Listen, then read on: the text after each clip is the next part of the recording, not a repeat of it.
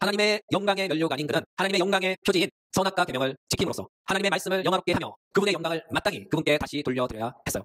에베소서 13번째 시간입니다.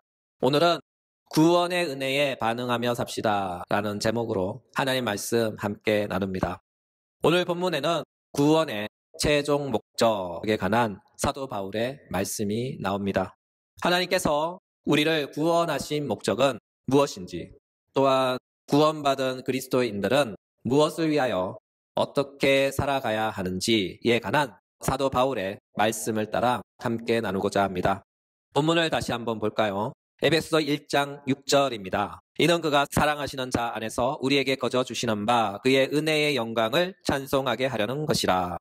본문을 잘 보면 영광이라는 단어가 나오죠.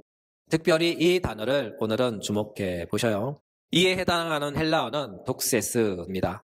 이 단어에는 두 가지 뜻이 있는데, 하나는 하나님만이 소유하고 계신 무한하고 본질적인 속성으로서의 영광입니다.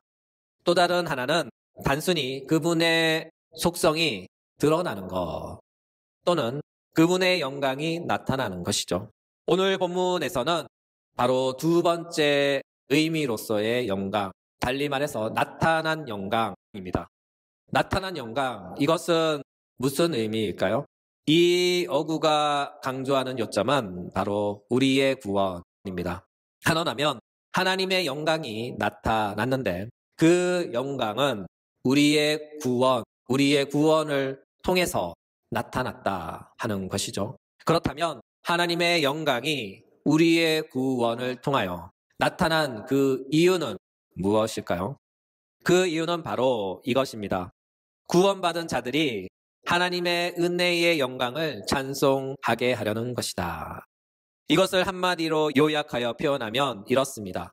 하나님의 영광을 위하여, 하나님의 영광을 위하여. 어디서 많이 들어보셨죠? 네, 맞습니다. 여러분이 생각하던 바로 그것이죠. 이를 하느냐면 하나님께서 우리를 구원하신 목적은 바로 당신의 영광을 찬송하도록 하기 위해서입니다. 그렇습니다. 하나님께서 우리에게 구원을 베푸신 까닭은 바로 하나님의 영광을 찬송하도록 하기 위해서이죠. 이것이 바로 구원의 목적, 구원의 종착점입니다. 이와 같은 맥락에서 우리가 구원받은 까닭은 우리의 영혼이 잘 되고 범사가 형통하고 영원토록 잘 살기 위해서 된 것이 아니에요. 우리가 구원받은 까닭은 바로 영원토록 하나님의 영광을 찬송하는 존재가 되도록 하기 위해서 우리를 구원하셨고 당신의 양자들이 되게 하셨고 당신의 양자들을 당신처럼 거룩하게 하시는 것이죠. 그리고 당신처럼 거룩한 존재들이 당신 앞에서 영원토록 당신께서 베푸신 은혜를 찬양하며 감사하며 사는 존재가 되도록 하기 위해서 하나님은 우리를 구원하셨고 우리를 거룩하게 하시며 우리를 당신의 영원한 양자로 자녀로 입양하신 것입니다. 이것이 바로 구원에 관한 최종 결론입니다. 이보다 더 높은, 이보다 더 나은 진술은 없어요. 이것이 우리가 구원받은 유일한 이유이며 이것이 바로 우리가 그리스도인이 된 까닭이며 이것이 바로 우리가 하나님의 자녀가 된 목적입니다. 바로 영원토록 하나님의 은혜의 영광을 찬송하게 하려는 것입니다. 이와 같은 까닭에 이보다 더 높고 이보다 더 많은 것을 하나님께 구하고 바라는 것은 하나님께서 베푸신 구원의 범주를 훨씬 넘어서는 것이죠. 달리 표현하면 그것은 하나님의 뜻을 넘어서는 것이다. 그것은 하나님의 뜻을 넘어서는 것이다. 하나님은 당신의 뜻을 넘어서는 것을 절대로 우리에게 허락하지 않으십니다. 이와 같은 맥락에서 우리는 구약의 지혜로운 전도자의 말씀에 귀를 기울여야 합니다. 전도서 12장 13절 이 일의 결국을 다 들었으니 하나님을 경외하고 그의 명령들을 지킬지어다. 이것이 모든 사람의 본분이니라. 그렇죠. 이것이 바로 우리가 받은 구원의 자리, 구원의 정상에서 우리가 맡은 본분입니다. 이로 인하여 구약의 선지자와 신약의 사도들은 이런 말씀을 하셨어요. 출애굽기 19장 6절. 너희가 내게 대하여 제사장 나라가 되며 거룩한 백성이 되리라. 베드로전서 2장 9절. 너희는 택하신 족속이요 왕 같은 제사장들이요 거룩한 나라요 그의 소유가 된 백성이니. 그렇죠. 이 두 구절들에서 전제하며 강조하는 요점은 바로 이것입니다. 너희는 제사장의 나라에서 제사장들이라. 그렇죠. 여러분, 제사장이 누구일까요? 구약에서 하나님의 성전에서 하나님께 제사 드리는 그 모든 일을 맡은 사람들을 가르쳐 제사장이라고 합니다. 현대적인 표현으로 예배자들이죠. 이 단어 안에 예배를 집례하는 자나 예배의 집례를 받는 자 모두를 포함합니다. 달리 표현하면 예배를 인도하는 목사나 예배를 인도받는 성도들 모두를 포함하는 단어입니다. 그들을 가리켜 하나님을 예배하는 예배자들, 하나님을 예배하는 예배자들이라고 부릅니다. 그들의 거룩한 수고를 통하여 예배가 예배다워지고 예배가 아름다워지며 그들이 드린 영과 진리의 예배를 통하여 하나님께서 모든 영광을 받으시고 하나님의 모든 영광이 모든 예배자들 위에 충분히 풍성하게 임하는 것이죠. 그러므로 구원의 최종 정점, 그 고귀한 위치와 본분은 바로 하나님의 영광을 영원토록 찬양하는 것입니다. 이와 같은 맥락에서 웨스터민스터 소유리 문답 제1문은 이렇게 묻습니다. 사람의 제일 되는 목적은 무엇입니까? 그리고 이에 대한 답을 이렇게 합니다. 사람의 제일 되는 목적은 하나님을 영화롭게 하는 것. 사람의 제일 되는 목적은 하나님을 영화롭게 하는 것이라고 합니다. 하나님을 영화롭게 하는 것. 이것이 바로 하나님께 온전한 영광을 다시 돌려드리는 유일한 방식입니다. 이와 같은 맥락에서 죄란 무엇일까요? 죄의 요소 중 하나는 하나님께 그분의 영광을 마땅히 돌려드려야 함에도 불구하고 그분께 그분의 영광을 돌려드리지 않는다 하는 것이죠. 이와 같은 맥락에서 죄의 무서운 성격은 하나님의 영광을 생각하지 않게 하고 하나님을 영화롭게 하지 않게 하는 것이죠. 이에 대하여 사도 바울은 말씀합니다. 로마서 1장 20절 24절. 창세로부터 그의 보이지 아니한 것들 곧 그의 영원한 능력과 신성이 그가 만드신 만물에 분명히 보여 알려졌나니 그들이 하나님을 알되 하나님을 영화롭게도 아니하며 감사하지도 아니하며 하나님의 영광을 썩어질 사람과 새와 짐승과 기어다니는 동물의 모양의 우상으로 바꾸었느니라. 이는 그들이 하나님의 진리를 거짓 것으로 바꾸어 피조물을 조물주보다 더 경배하고 섬김이라. 그렇죠. 사도는 말씀하시죠. 하나님의 영광이 모든 만물에게 분명히 알려져 보였지만 사람들이 그것을 알면서도 하나님을 영화롭게 하지도 않고 그에게 감사하지도 않으며 나아가 이와 같은 하나님의 영광을 우상으로 바꾸어 버렸다라고 말합니다. 여러분, 이것이 바로 죄입니다. 이것이 바로 죄를 생각하는 성경적 방식이죠. 반면에 우리는 우리의 생각이 있어요. 우리는 죄에 대하여 생각할 때 인간의 생각과 방식대로 생각합니다. 남에게 피해를 주면 죄다. 거짓말하면 죄다. 사기치면 죄다. 법을 어기면 죄다. 양심에 어긋나면 죄다. 라고 생각합니다. 또는 교회에서 이렇게 생각해요. 교회를 안 나가면 죄다. 헌금을 안 하면 죄다. 주의를 안 지키면 죄다. 이렇게 생각합니다. 이와 같은 맥락에서 구원 또한 인간의 방식대로 생각합니다. 나쁜 놈으로 살다가 교회 다닌 후 개가천선해서 착하게 사는 것이 구원이라고 생각합니다. 또는 교회를 잘 안 나가다가 구원받은 후 교회를 열심히 다니는 것을 구원이라고 생각합니다. 그리고 구원받은 사람의 정의를 인간의 방식으로 다시 재정의합니다. 착하게 사는 것, 바르게 사는 것, 죄 안 짓는 것, 사회봉사 많이 하는 것, 교회 열심히 다니는 것 등등 이 모든 것에 관하여 구원에 관한 재정의를 합니다. 여러분, 이것은 성경이 제시한 방식의 죄와 성경이 제시한 방식의 구원이 아니에요. 앞서 언급한 모든 것은 바로 인간의 방식대로 멋대로 정의한 것이죠. 보다 근본적인 죄에 관한 진술은 바로 이것입니다. 하나님의 영광을 생각하지 않는 것, 하나님의 영광에서 떠나는 것, 하나님께 영광 돌리지 않는 것, 하나님을 영화롭게 하지 않는 것, 이것이 바로 이것이 죄입니다. 그 옛날 하나님의 영광의 면류관인 아담이 어떻게 죄인이 되었을까요? 바로 자신의 욕심에 이끌렸기 때문에 죄인이 되었죠.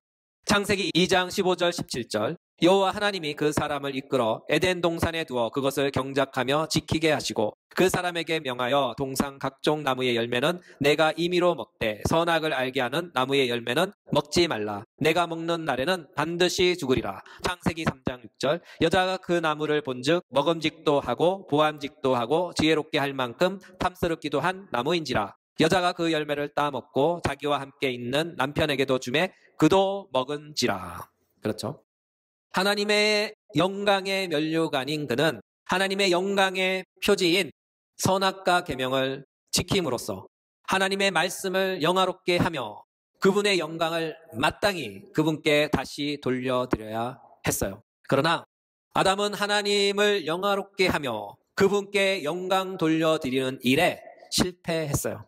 그 결과 그는 하나님의 영광이 충만한 하나님의 인재의 동산이며 영광의 동산인 에덴 동산에서 추방당했죠. 달리 표현하면 아담은 자신의 죄로 인하여 하나님이 주신 영광의 면류관의 지위에서 박탈당했고 하나님의 영광으로부터 멀리 추방당했습니다. 이처럼 죄는 하나님의 영광과 함께 거할 수 없어요. 그래서 죄를 지으면 그 죄인은 하나님의 영광 안에서 하나님의 영광 밖으로 쫓겨나는 것이죠. 그리고 영원히 그 영광 안에 들어가지 못합니다. 창세기 3장 23절 24절 여호와 하나님이 에덴 동산에서 그를 내보내어 그의 근원이 된 땅을 갈게 하시니라. 이같이 하나님이 그 사람을 쫓아내시고 에덴 동산 동쪽에 그룹들과 두루 도는 불칼을 두어 생명나무의 길을 지키게 하시니라. 그렇죠. 죄는 하나님의 영광과 함께 거할 수 없기에 죄인은 하나님의 영광 안에 머무를 수 없습니다. 그리고 죄인은 하나님의 영광에 도달할 수도 없습니다. 왜냐하면 하나님의 영광을 지키는 그룹들과 불칼에 의해 제지당하며 죽음을 당하기 때문이죠. 따라서 우리는 성경적 관점에서 가르치는 죄에 대한 명확하고 선명한 이해를 가져야 합니다. 성경은 죄에 관하여 이렇게 가르칩니다. 하나님을 영화롭게 하지 않는 것, 하나님께 영광을 돌리지 않는 것, 이것이 바로 죄라고 합니다. 그렇다면 구원은 무엇일까요? 구원의 제일 되는 원리는 바로 사람의 원래의 그 기능을 회복시키는 일을 합니다. 한마디로 원상복구입니다.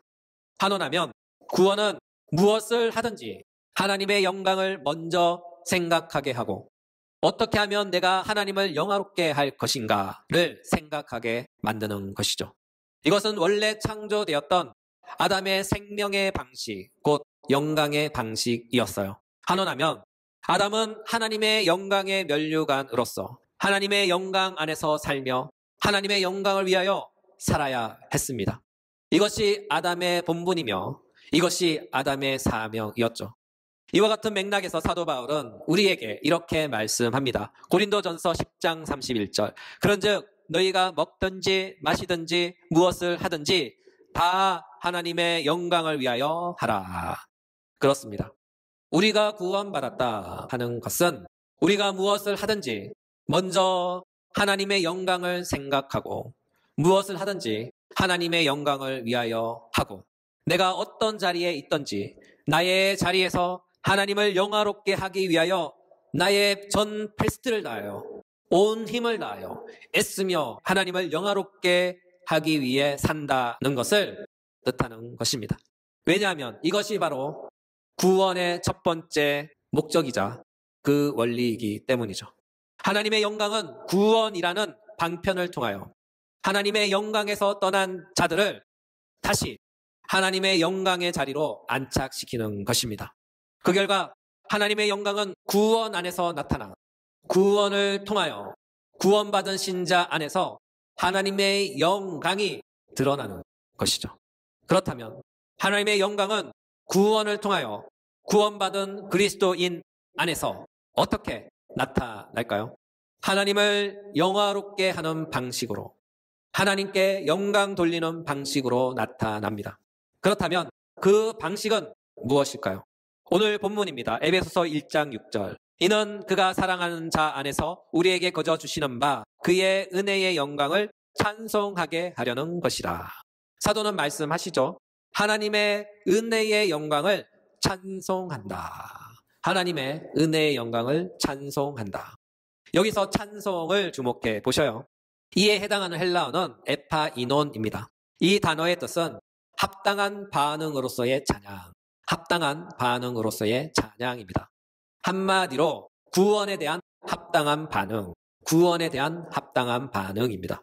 그렇다면 구원받은 자로서의 합당한 반응은 무엇일까요? 그것은 바로 하나님께 감사하고 하나님을 찬양하고 그의 인생을 통하여 하나님을 영화롭게 함으로써 하나님의 영광을 하나님께 돌려드리는 것이죠. 이로 인하여 사도는 말씀하셨어요. 로마서 12장 1절. 형제들아 내가 하나님의 모든 자비하심으로 너희를 권하노니 너희 몸을 하나님이 기뻐하시는 거룩한 산 제물로 드리라. 이는 너희가 드릴 영적 예배니라. 그렇죠. 오늘의 말씀을 마무리합니다. 하나님은 우리에게 구원을 베푸셨어요. 그렇다면 하나님께서 우리에게 구원을 베푸신 이유와 목적은 무엇일까요? 그것은 바로 하나님의 은혜의 영광을 영원토록 찬송하도록 하기 위해서입니다. 하나님은 이 일을 위하여 구원이라는 방편을 통해 우리를 구원하시고 구원을 통하여 하나님께서 창조하신 원래의 목적, 달리 말해서 하나님의 영광을 위하여 항상 하나님을 영화롭게 하는 존재로 회복시키는 것이죠. 이와 같은 맥락에서 우리가 구원받았다 하는 영광의 표지가 무엇인가 묻는다면 구원을 통한 하나님의 영광의 표지는 바로 이것입니다. 내가 하나님의 영광을 위해 살고 있는가? 나는 하나님을 영화롭게 하기 위해서 지금 무엇을 하고 있는가? 따라서 오늘의 본문의 결을 따라 구원받은 여러분에게 물어보겠습니다. 여러분은 하나님의 영광을 위해 살고 있습니까? 여러분은 하나님을 영화롭게 하기 위해 지금 무엇을 하고 계십니까? 이와 같은 질문에 선명하고 확실하게 반응할 수 있는 분은 하나님의 구원을 받은 확실한 사람입니다. 그러므로 여러분께 권면합니다. 구원받은 사람은 구원받은 사람답게 살아야 합니다. 구원의 표지인 하나님의 영광이 나의 생각과 나의 삶 속에서 온전히 드러나 열매 맺어야 합니다. 왜냐하면 하나님은 자신의 영광을 구원이라는 도구를 통해 나타내시기를 뜻하셨고 기뻐하셨기 때문입니다. 그러므로 우리는 사도 바울의 권면을 따라 구원의 최종 목적인 하나님의 영광을 위하여 하나님을 영화롭게 하는 하나님께서 사랑하시는 자들이 되시길 예수 그리스도의 이름으로 권면합니다.